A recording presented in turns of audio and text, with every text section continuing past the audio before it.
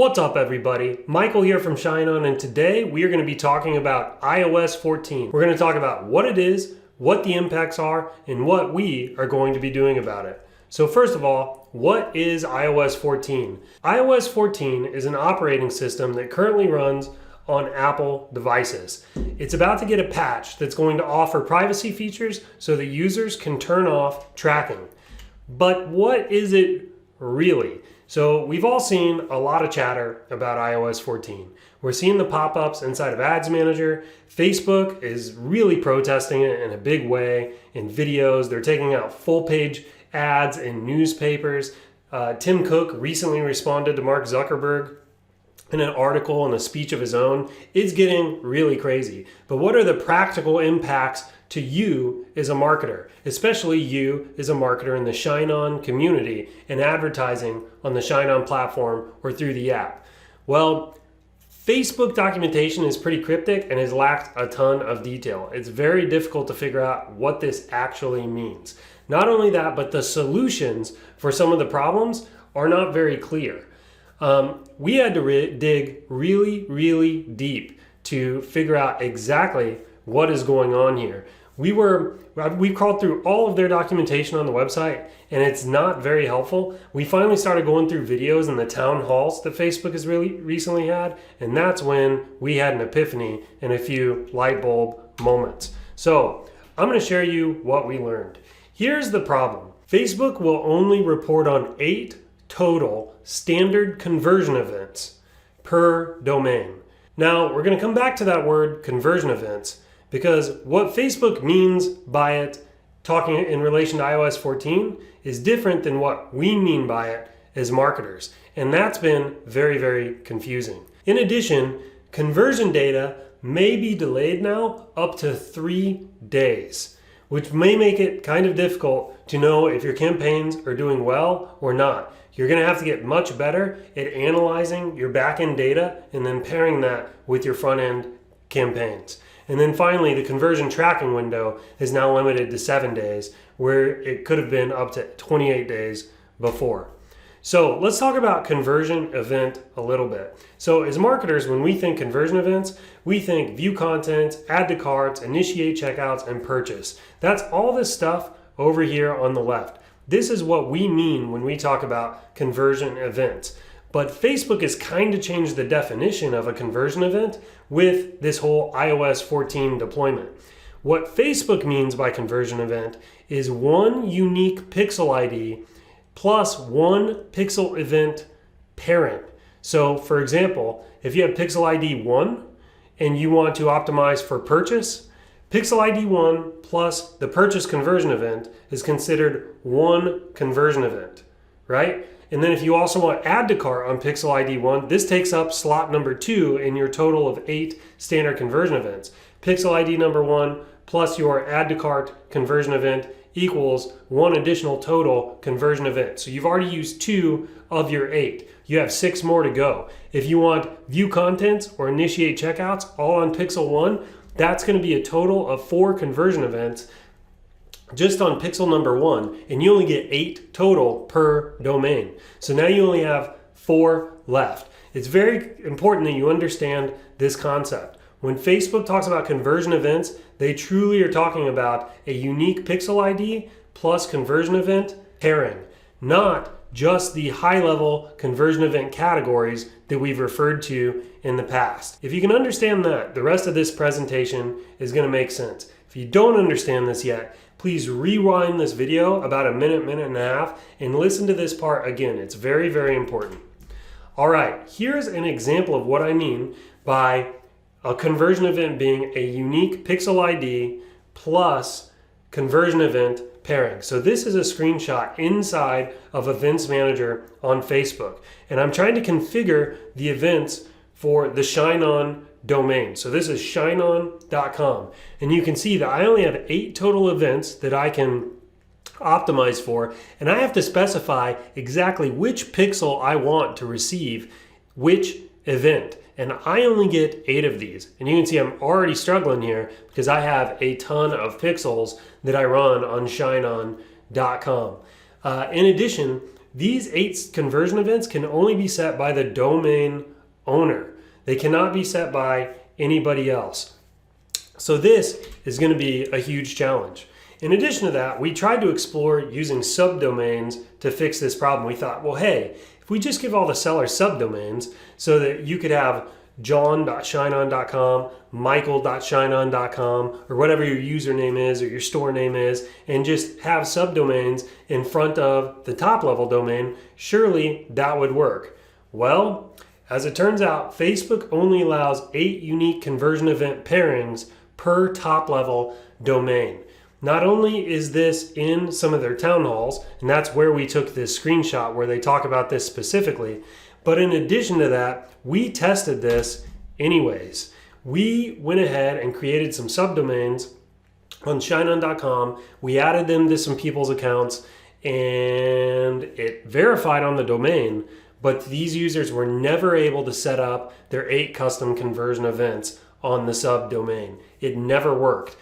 We were testing on this late last week. It's been 3 or 4 days now. We've checked the status of this again inside of Facebook. It's still not allowing it. Subdomains do not work.